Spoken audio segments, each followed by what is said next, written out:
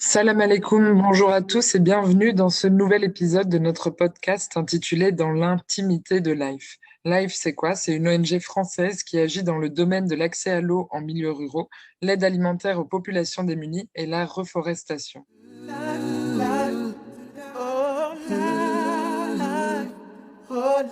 Aujourd'hui, nous accueillons Rabat, le président de l'ONG. Salut Rabat, comment vas-tu? Salam alaikum, salut à tous, salut Zoé. Je vais très très bien et toi? Ça va très bien aussi, merci. Tu es bien rentré de ta mission au Sénégal? Ouais, bien rentré à la maison après une semaine bien mouvementée à Dakar, au Sénégal, où on a pu faire tout ce qu'on voulait. Donc mission accomplie. On est content d'être rentré à la maison.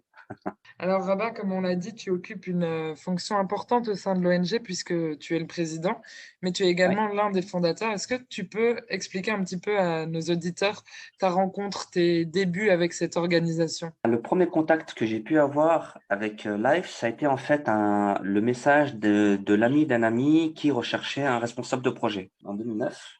Donc je me suis empressé de répondre en fait à ce besoin-là. Donc mon ami avait l'idée de créer une ONG, voilà, dans le domaine de l'intervention à l'international et dont les locaux en fait étaient à l'époque situés à Saint-Denis. Donc initialement, les activités de Life étaient centrées sur l'épicerie solidaire, pardon. Donc mon ami en fait m'a demandé de commencer à voir comment est-ce qu'on pouvait intervenir en fait à l'étranger pour pouvoir aider les populations locales en fait à avoir accès à l'eau, tout simplement. Donc voilà, donc ça a été ma première mission, mon premier contact et puis, on a vraiment, vraiment démarré de zéro l'aventure Life. Et alors ici, plus de 10 ans plus tard, tu occupes aujourd'hui la fonction de président. Pourquoi ce poste et en quoi ça consiste exactement? Alors pourquoi ce poste? Bah, tout simplement, c'est finalement une évolution naturelle, hein. Vu que j'ai eu la chance en fait d'avoir participé à l'évolution de Life depuis ses débuts, c'est assez naturellement en fait qu'on m'a proposé le poste de président. Donc voilà, le poste de président qui consiste à représenter l'association auprès des instances, à pouvoir participer aux décisions importantes, stratégiques de l'association.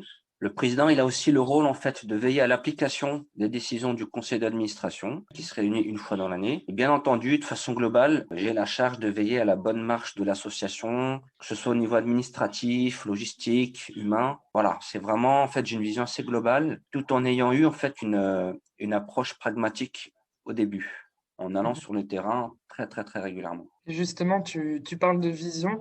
Puisque tu es là depuis tout ce temps, je suppose que la vision de l'ONG, elle a évolué avec le temps. Alors aujourd'hui, est-ce que tu peux nous expliquer quelle est la vision actuelle de l'association? Donc alors LIFE, c'est une ONG de solidarité internationale dont la vocation est d'apporter une aide adaptée aux besoins des populations vulnérables en situation d'urgence ou dans le cas de développement. Donc l'objectif est bien entendu de contribuer à consolider ou rétablir une situation normale, notamment à travers l'accès à l'eau ou à la sécurité alimentaire. Donc réellement, nous agissons dans le respect de la dignité humaine avec des engagements et une touche d'innovation. Justement, par rapport à l'innovation, on sait que c'est une des valeurs principales de l'organisation. En quoi est-ce que, du coup, pour toi, l'innovation, elle est importante et comment est-ce que Life met ça en application? Alors, l'innovation est plus qu'importante, elle est cruciale, hein, parce que au jour d'aujourd'hui, les technologies avancent très très vite, les modalités de réalisation sont très très innovantes. Et là, aujourd'hui, Life, en fait, elle met l'accent sur des outils technologiques innovants, notamment au niveau des pompes pour nos puits, où on essaie d'introduire de la technologie électronique, notamment pour avoir la géolocalisation ou en fait la mesure de débit d'eau en temps réel, qu'on qu'on pourra proposer en fait à nos donateurs depuis notre site internet. Il y a aussi tous les projets en lien avec l'agroforestation qu'on essaie de développer, qu'on a commencé à développer plutôt à Madagascar et en Indonésie, et notamment le projet assez innovant de plantation d'arbres fertilisants, voilà, qui est une espèce d'arbre en fait qui vient capter l'azote dans l'air et répartir en fait les éléments fertilisants en fait autour de l'arbre sur un diamètre de 5 mètres.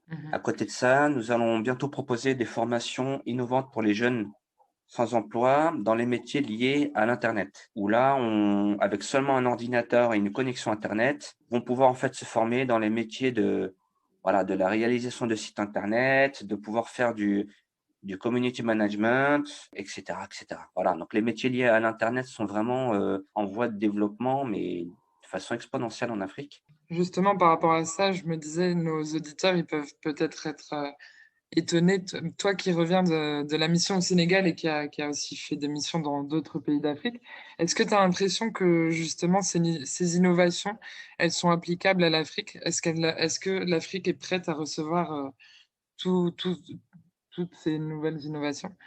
Alors, non seulement l'Afrique est prête à recevoir toutes ces nouvelles innovations, mais surtout, on a rencontré des personnes très, très, très, très demandeuses, justement, d'apprentissage, de montée en compétences. Vraiment, en fait, l'Afrique a soif d'apprendre et ça se sent, ça se voit, ça s'entend en tout cas. Et les compétences humaines sont là. Le matériel est peut-être un peu moins présent. C'est peut-être là où Life va pouvoir intervenir pour justement fournir en fait tout le support matériel nécessaire et les clusters de formation nécessaires à ces jeunes-là pour pouvoir se former.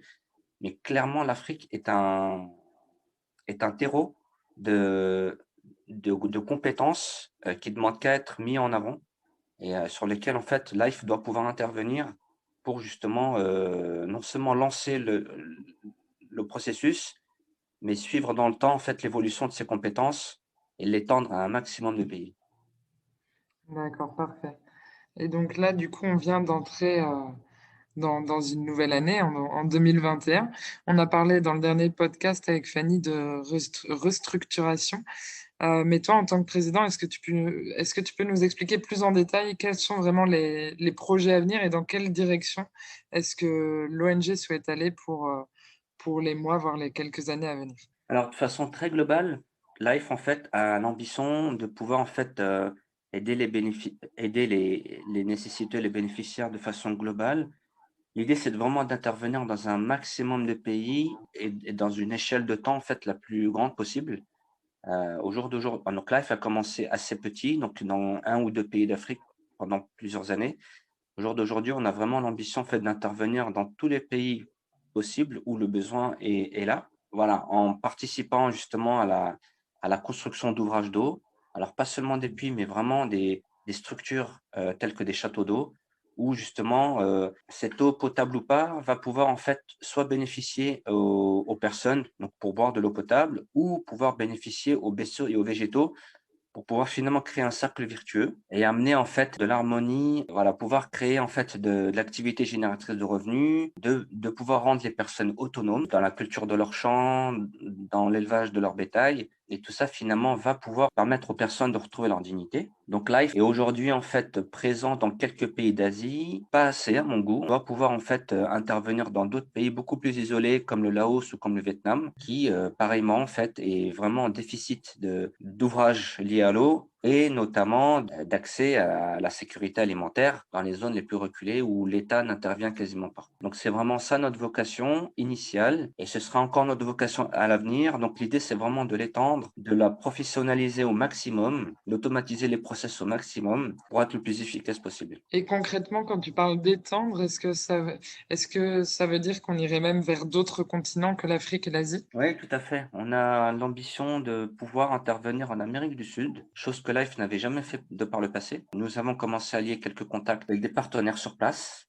Donc vraiment, l'idée, c'est de pouvoir en fait commencer par des petits projets, des petits échantillons de projets, pouvoir voir comment travaillent nos partenaires sur place, faire sauter la barrière de la langue.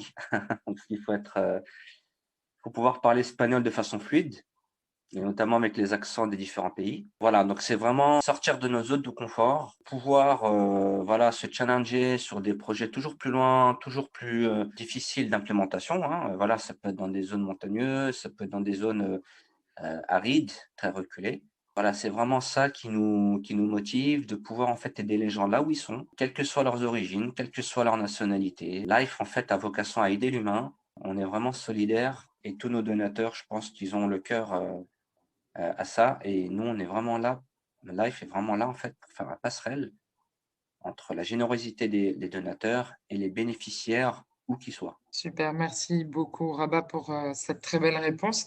Peut-être une dernière question, toi qui es présent chez Live depuis tant d'années, est-ce que tu aurais un souvenir ou un moment marquant à partager avec nos auditeurs? Alors, j'aurais un souvenir marquant à partager avec nos auditeurs. Alors, c'est une histoire un peu glauque, je dois l'avouer, mais je dois pouvoir vous la citez parce que voilà, c'est la réalité du terrain. Alors, c'est l'histoire d'une petite fille qui a dû traverser la forêt pour aller chercher un peu d'eau et sur le retour, en fait, elle s'est retrouvée, en fait, nez à nez avec des chimpanzés qui l'ont attaquée.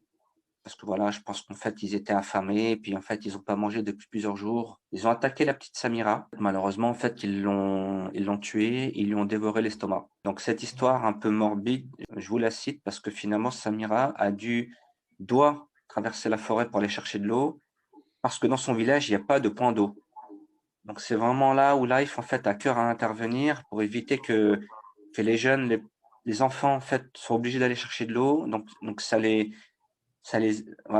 oblige à ne pas aller à l'école, ça les oblige à se mettre en danger. Puis en fait, Life, en fait, a vraiment vocation à faire sauter ces barrières-là pour que l'eau soit accessible au plus proche des gens, que les enfants soient plus obligés d'aller dans les champs, soient plus obligés de se mettre en danger, puissent retourner à l'école et puis pouvoir avoir une vie normale. Merci Rabat de partager cette histoire. En effet, c'est assez triste, mais je pense que c'est important de partager ce type d'informations avec nos auditeurs pour qu'ils se rendent compte à quel point en fait l'arrivée d'un puits peut changer la vie de nombreuses personnes et protéger la vie de plein d'enfants, de femmes. Et c'est vrai que c'est pas la première histoire, moi qui suis allée sur le terrain, c'est pas la première histoire comme ça que j'entends, parce qu'il peut y avoir aussi des enfants qui tombent dans les puits, enfin dans les marigots, souvent les rivières. Il C'est y ça. a des femmes qui se font agresser sur la route quand elles doivent traverser la brousse. Donc des histoires comme ça, il y en a plein et je pense que c'est important que nos auditeurs s'en rendent compte.